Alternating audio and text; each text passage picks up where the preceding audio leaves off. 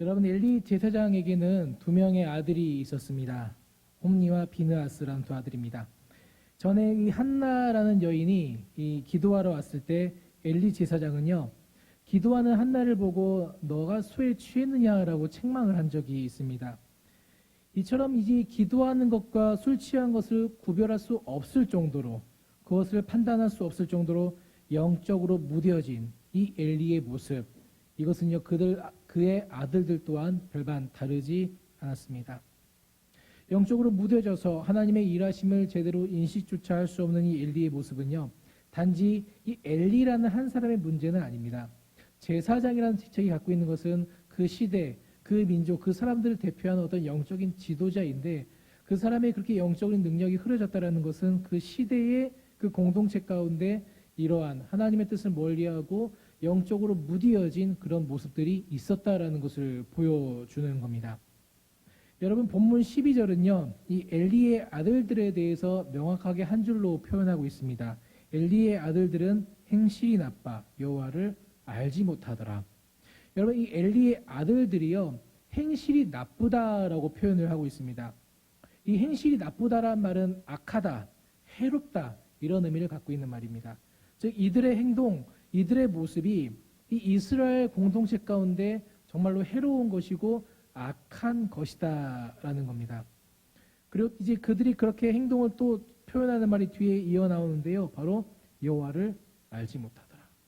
여러분, 이들의 신분이 무엇입니까? 제사장입니다. 대제사장인 아버지 엘리의 뒤를 이어서 그 공동체가 하나님께 올려드리는 예배를 주관하고 어떤 영적인 그런 흐름을 이끌어갈 제사장들입니다. 그런데 무엇이라 말합니까? 여호와를 알지 못하더라. 여러분, 이것은요 단지 지식적으로 하나님에 대해서 알지 못하는 것을 말하는 건 아닙니다. 그들의 삶 가운데 하나님이 없다라는 말입니다. 제사장의 직분을 가지고 있고 날마다 예배를 주관하고 사람들 앞에서 공식적인 그런 직함을 가지고 일하고 있지만 실질적으로 그들의 삶 가운데 하나님이 없었다라는 말과 같은 겁니다. 즉, 그들이 하나님을 인정하지 않는 삶을 살고 있었던 겁니다.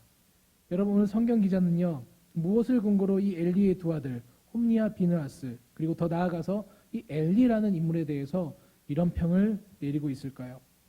먼저는 예배 가운데 저지르는 그들의 범죄하는 모습을 잘 보여줍니다. 우리 13절과 14절 말씀을 우리 다시 한 번 더 함께 읽어보도록 하겠습니다. 그 제사장들이 백성에게 행하는 관습은 이러하니 곧 어떤 사람이 제사를 드리고 그 고기를 삶을 때에 제사장의 사환이 손에 3살 갈고리를 가지고 와서 그것으로 냄비에나 솥에나 큰 솥에나 가마에 찔러 넣어 갈고리에 걸려 나오는 것은 제사장이 자기 것으로 가지되 실로에서 그곳에서 온 모든 이스라엘 사람에게 이같이 할 뿐 아니라. 먼저 이 두 제사장의 행동을요, 본문은 관습이라고 이야기를 하고 있습니다. 즉, 이 엘리의 두 아들의 행위가 그저 한 번으로 끝난 그런 행위가 아니라 관습적으로, 습관적으로 그들이 해왔던 행동이라는 겁니다. 여러분, 제사를 드리고 고기를 삶는다라는 표현으로 봐서요, 본문은 이제 이 짐승을 드리는 이 제사를 가지고 이야기를 하고 있는 겁니다. 짐승을 제물로 드리는 제사는 번제, 화목제, 속죄제, 속건제 이렇게 4가지가 있습니다. 근데 이 4가지 제사에서요, 이 제물을 처리하는 방식이 각기 다릅니다. 먼저 번제는 그 제물을 완전히 다 태워버리게 됩니다. 가죽만 남기고 다 태우게 됩니다. 그리고 속죄제는요, 제사장과 모든 회중이 죄를 함께 범하였을 때를 제외하고는 그 제물이 남은 것이 제사장에게로 돌아가게 됩니다. 그 속건제의 제물은 제사 후에 제사장에게 돌아갑니다.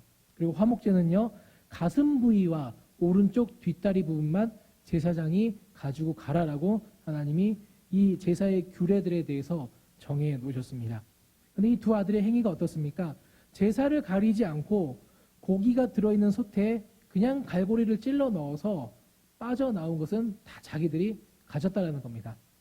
번제는 다 태워드려야 됩니다. 하지만 번제 드리기 전에도 그들이 고기를 취했습니다. 또 화목제 끝난 다음에는 가슴과 오른쪽 뒷다리만을 가져가야 하지만 그들이 한 행동은 무엇입니까? 그냥 손에 잡히는 대로 가져간 겁니다. 갈고리를 찔러서 가져갔다라고 말하고 있지만 실질적으로는 자신들이 원하는 것, 자신들이 가지기를 원하는 것을 그들은 취했다라는 말로 우리가 볼 수 있는 겁니다. 여러분, 이 제사라는 것은요, 그들의 일과였습니다. 이들이 이 제사의 규례를 몰랐다? 우리는 그렇게 생각할 수 없습니다. 평생의 삶을 그것을 위해서 봉사하고 그것을 하며 살아가던 사람들입니다. 아마 처음부터 그들이 그런 죄를 저지르지는 않았을 겁니다. 하나님이 정하신 규례도 있었고 자신들을 바라보는 수많은 사람들의 눈동자, 그 시선들도 있었기 때문입니다. 물론 뒤에 구절을 보면요, 그들의 잘못된 행동을 지적하는 사람들도 있습니다. 그러나 이 제사를 통해서 얻어지는 그들이 누릴 수 있는 그 이익이 하나님께 대한 감사로 그들을 인도하는 것이 아니라 더 큰 탐욕으로 그들을 이끌었다라는 겁니다. 익숙한 은혜가 그들에게 자신들이 받고 누리는 것을 당연하게 만들어 버렸습니다. 은혜라고 생각하는 것이 아니라 내가 이런 직책 가운데 있기 때문에, 이 위치 가운데 있기 때문에 내가 이만큼 받고 이만큼 누리는 것은 당연하다라고 여기게 만들었던 겁니다. 여러분, 사람들이 드리는 그 제물을 누구를 향한 겁니까? 하나님을 향한 겁니다. 모든 사람들이 드리는 제물과 그 마음은 오직 하나님을 향한 것입니다. 그러나 이 엘리의 두 아들은요, 자신의 욕심으로 말미암아 하나님께 올려드려야 될 그 제물을 자신들이 취하게 된 겁니다. 그 이유는 앞서 말씀드린 것처럼 그들이 하나님을 하나님으로 인정하지 않고 있기 때문입니다. 우리의 모습은 어떻습니까? 꼭 이 엘리의 두 아들의 모습이 우리 가운데 있지는 않습니까? 우리가 누리는 이 은혜에 우리가 감사함보다는 당연함으로 우리가 반응하고 있지는 않습니까? 마치 공기 중에 산소와 같습니다. 이 산소가 당연히 있는 것처럼 여긴다라는 겁니다. 당연히 내가 숨을 쉴 수 있도록 존재해야 하는 것이라고 생각을 합니다. 여러분, 우리가 숨을 쉬기 위해서 산소가 이 지구에 마땅히 존재하는 걸까요? 그 순서가 아니라는 거죠. 이 지구에 산소가 있기 때문에 우리는 숨을 쉴 수가 있는 겁니다. 우리는 간혹 너무 우리 자신 위주로 우리 주위의 많은 것들을 생각하고 판단할 때가 있습니다. 이 산소가 마땅히 나를 위해 존재하는 것이 아닙니다. 하나님의 은혜, 하나님의 돌보심, 하나님의 인도하심, 이 모든 것이 나를 위해 존재하는 것은 아니다라는 겁니다. 하나님의 은혜가 있기 때문에 우리가 존재하는 겁니다. 그렇다면은 소소한 우리의 모든 일상이 감사의 조건이 되어질 수 있습니다. 이 생명을 누리며 살아가는 것 자체가 그 무엇과 비교할 수 없는 큰 감사의 제목, 또한 우리가 구원을 받은 것 그 자체가 우리가 어떤 다른 것들을 얻는 것보다 더 큰 감사의 제목이 우리에게 되어야 한다라는 겁니다. 그러나 종종 우리는요, 이 감사의 조건에 우리가 소유하고 우리가 누릴 수 있는 것들을 내세울 때가 있습니다. 그것이 당연하다라고 주장을 합니다. 우리가 이렇게 기도하고 이렇게 바라면은 하나님 우리에게 그것을 당연히 마땅히 주셔야지 하나님 아니십니까? 이렇게 말입니다. 물론 이러한 바램들이 온전히 하나님께 영광이 되어지고 이 땅 가운데 하나님을 나타내는 것에 1차적인 목적이 있다면 좋겠지만 우리의 모든 기도 제목에 하나님의 영광을 위해서라는 말이 붙어도 되는 것인지는 좀 고민해 볼 필요가 있을 것 같습니다. 하나님의 영광을 위해서 좋은 학교 갈 수 있도록 기도합니다. 하나님의 영광을 위해서 좋은 직장 갈 수 있도록 기도합니다. 하나님의 영광을 위해서 나의 소유가 많아지고 하나님의 영광을 위해서 내가 준비하는 것들이 성공적으로 다 잘 되고 하나님의 영광을 위해서 내가 원하고 바라는 것들이 다 되기를 원합니다. 그 중심에 혹시 이 홈리와 비느하스와 같이 제사를 준비하고 제물을 드리며 예배로 나아가지만 그를 통해 주어지는 것이 자신들이 마땅히 누릴 권리처럼 여기는 마음이 혹여나 우리들 마음 가운데 있지는 않는지 우리는 조심히 살펴보고 점검할 필요가 있다라는 겁니다. 만약 우리의 마음에도 이 은혜가 익숙해졌다면은 그리고 그것이 당연해지고 우리가 누릴 당연한 것으로 받아들이게 된다면은 그 모든 것들이 은혜가 아니라 우리들에게 욕심으로 변할 수도 있기 때문입니다.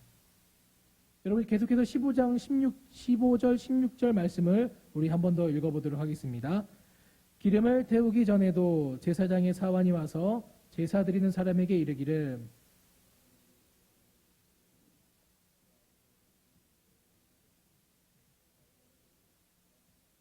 그 사람이 이르기를 반드시 먼저 기름을 태운 후에 내 마음에 원하는 대로 가지라 하면 그가 말하기를 아니라 지금 내게 내라 그렇지 아니하면 내가 억지로 빼앗으리라 하였으니. 이제 홈리와 비나하스는요, 그 전까지는 이제 하나님께 드리기 전 제물까지 탐내는 모습을 좀 보이고 있는 것을 보게 됩니다. 앞선 모습도 잘못된 것이지만 그래도 이전에는 제사가 끝나고 나서 그 제물을 취하였었습니다. 그런데 이제 우리가 보는 본문에서 어떻습니까? 하나님께 제사를 드리기도 전에 그 제물을 그들이 먼저 착복하는 겁니다.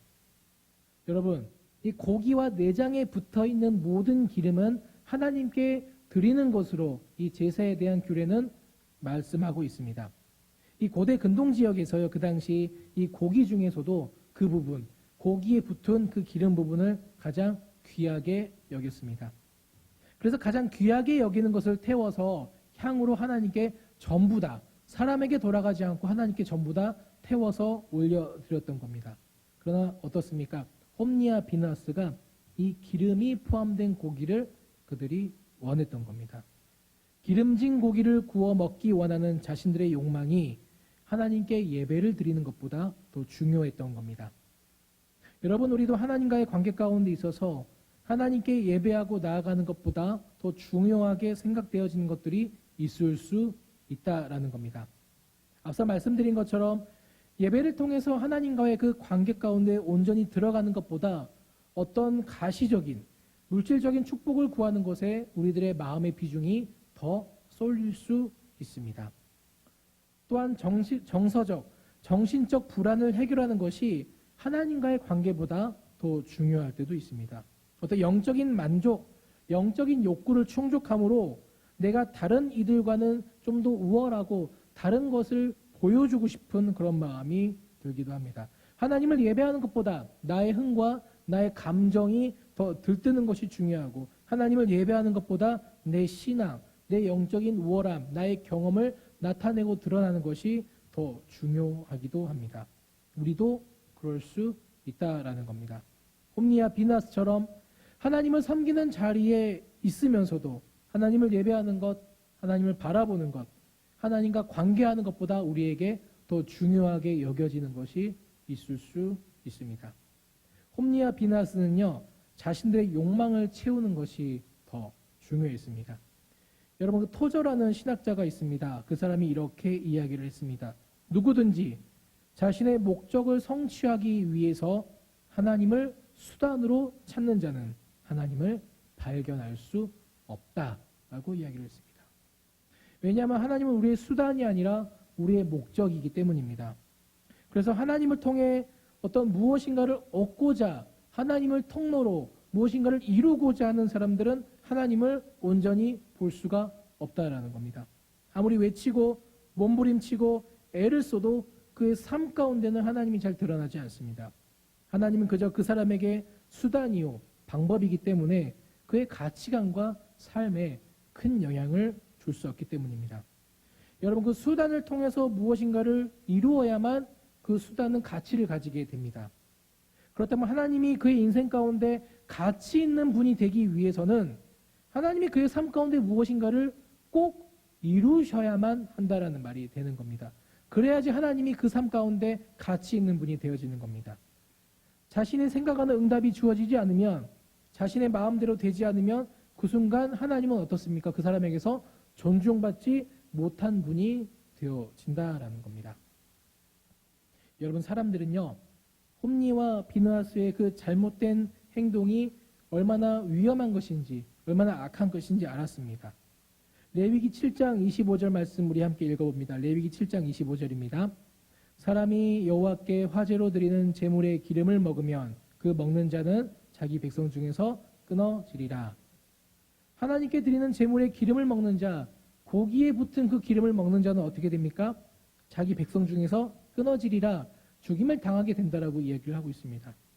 이 명백한 율법을 알면서도 그들은 그 기름을 취하는 죄를 저지르게 된 겁니다. 하나님을 무시하고 그분께 드리는 그 예배, 그 제사를 경멸하는 겁니다. 홈리와 비나스는요, 이것을 지적하는 목소리를 듣고서도 기름이 있는 고기를 강압적으로 취하는 모습을 보여줍니다. 잘못을 지적하고 돌이킴을 촉구하는 그 음성들이 더 이상 그들의 귓가에 들리지 않은 겁니다. 왜냐하면 그들에게 더 이상 하나님은 하나님이 아닙니다. 그들에게 하나님의 자리는 어떤 물질적인 욕망, 욕심으로 가득 차 있었지 그 자리에 하나님은 계시지 않았던 겁니다. 그들은 여호와 하나님을 인정하지 않았고 그분을 존중하지 않았습니다. 그래서 하나님께서는 그들을 용서하지 않으십니다. 사랑하는 여러분, 예배는요, 하나님 앞에 우리가 나아가서 하나님 앞에 서는 겁니다. 우리가 함께 예배드리고 함께 모여 있는다 할지라도 우리가 예배드리는 그 순간은 하나님 앞에, 우리가 하나님 앞에 단독자로 서게 된다라는 겁니다. 우리가 누군가를 위해 기도해 줄 수도 있습니다. 누군가를 위해 중보해 줄 수도 있습니다. 그러나 정말 중요한 것은 그 누군가가 하나님 앞에 단독자로 서야 한다라는 겁니다. 하나님을 존중하며 경외하는 삶을 살아가고 있는지 그렇지 않은지는 하나님 앞에 나아가는 예배를 통해서 분명하게 드러나게 됩니다. 하나님을 존중하지 않고 하나님을 경외하지 않은 예배의 가장 큰 특징은요, 마치 우상에게 나아가는 것과 같은 겁니다. 여러분, 우상의 가장 큰 특징이 무엇입니까? 아무것도 아닌 겁니다.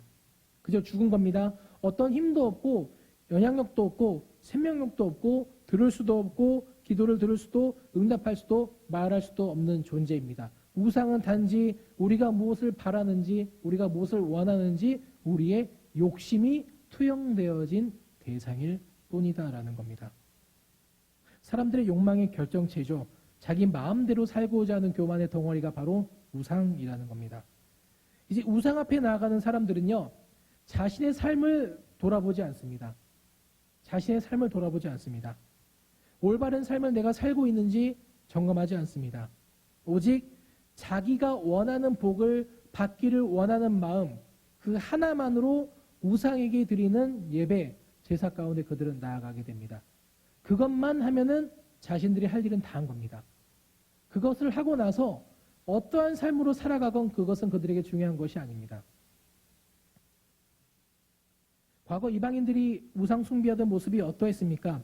원하는 복을 받기 위해서라면 자기 자식들을 불 가운데로 지나가게 하고 제물로 바치기까지 하는 모습을 보여줍니다. 제사라는 명목 하에 온갖 음란한 행위로 자신들의 욕정을 채우고자 했습니다. 우상 숭배는요, 오직 나 자신만 존재하는 겁니다. 우상은 죽어있는 존재이기 때문입니다. 즉 관계적인 만남이 없다라는 겁니다. 여러분, 어떤 우상과 인격적인 만남이 있다라는 말 들어보신 적 있습니까? 바알과 맘몬과 그 잡다한 우상들과 사람들이 인격적인 관계를 맺어서 그들이 함께 있었다라는 기록을 우리가 본 적이 있습니까?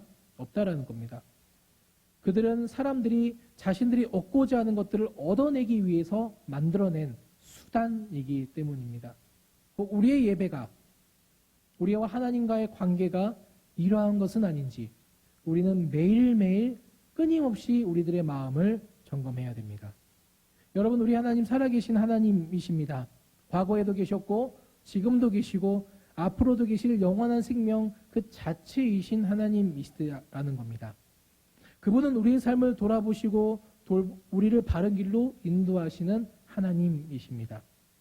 우리가 그 살아계신 하나님 앞에 지금 서 있다는 것, 이것을 인식하는 것이 우리에겐 정말로 중요합니다.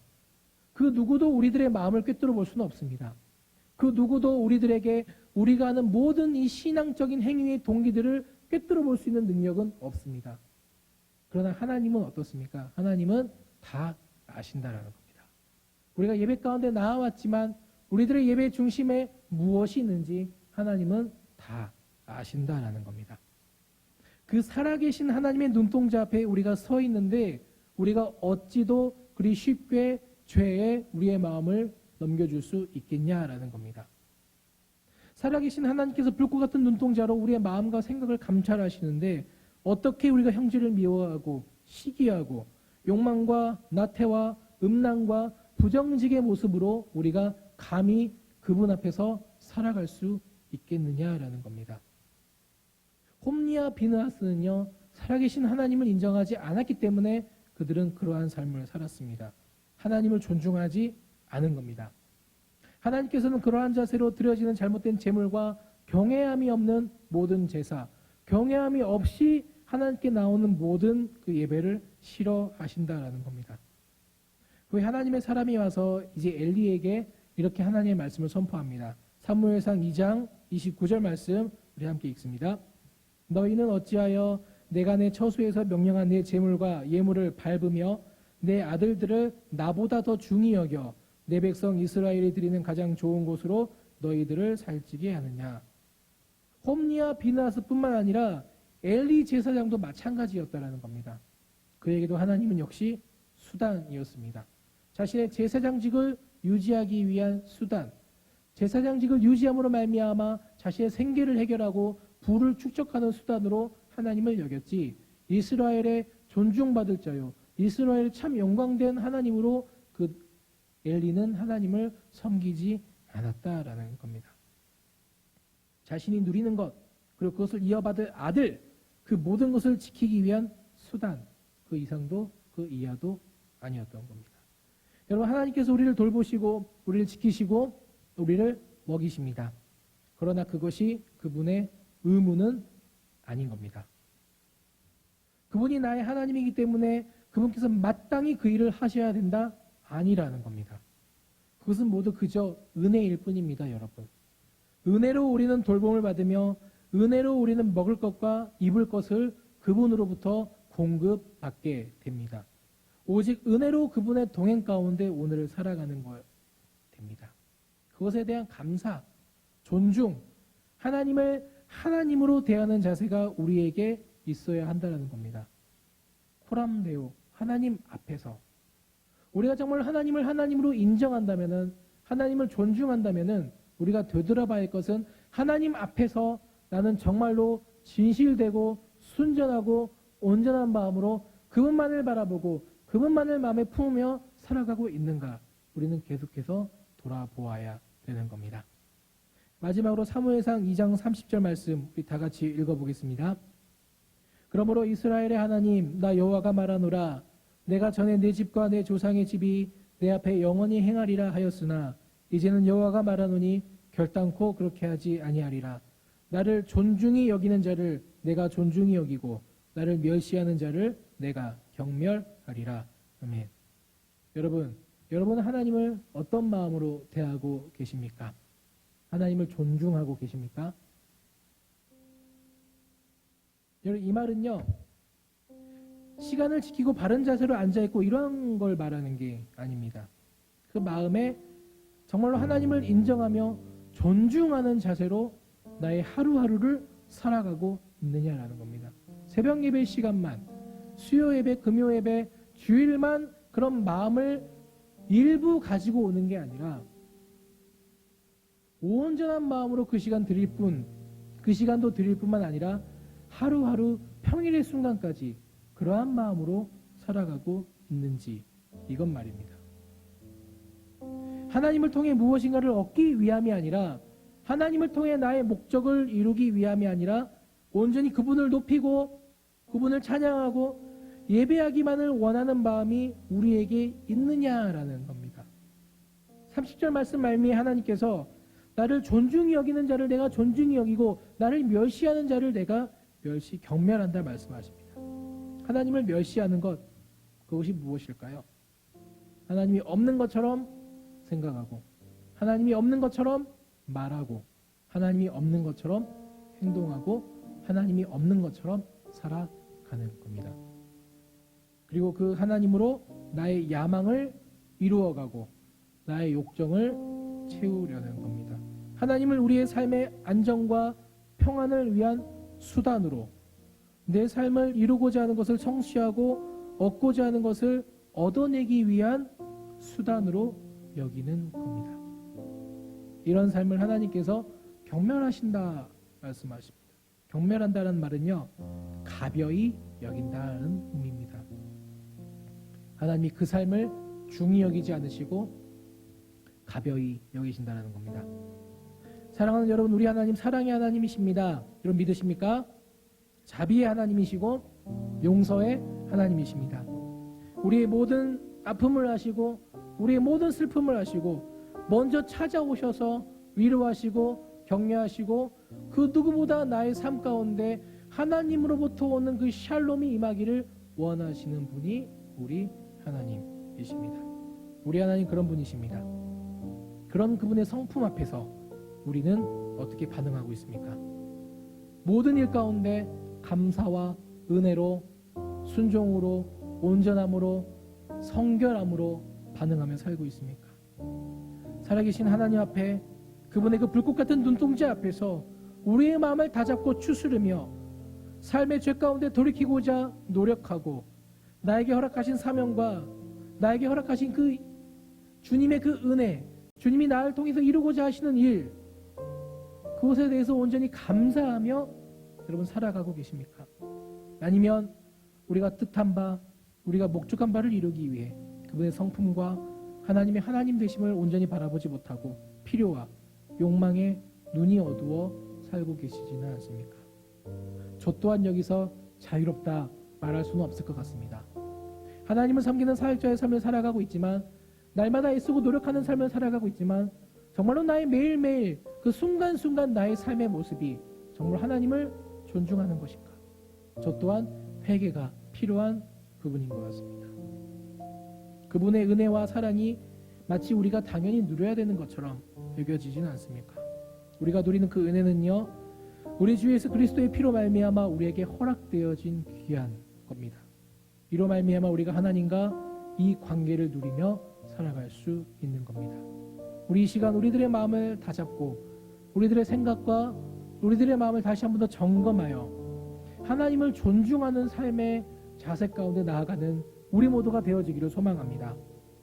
이 세상 그 무엇보다 그분을 가장 귀한 가치로 여기고 그분께 나아가는 시간을 가장 귀하고 값진 것으로 여길 수 있는 우리가 되었으면 좋겠습니다.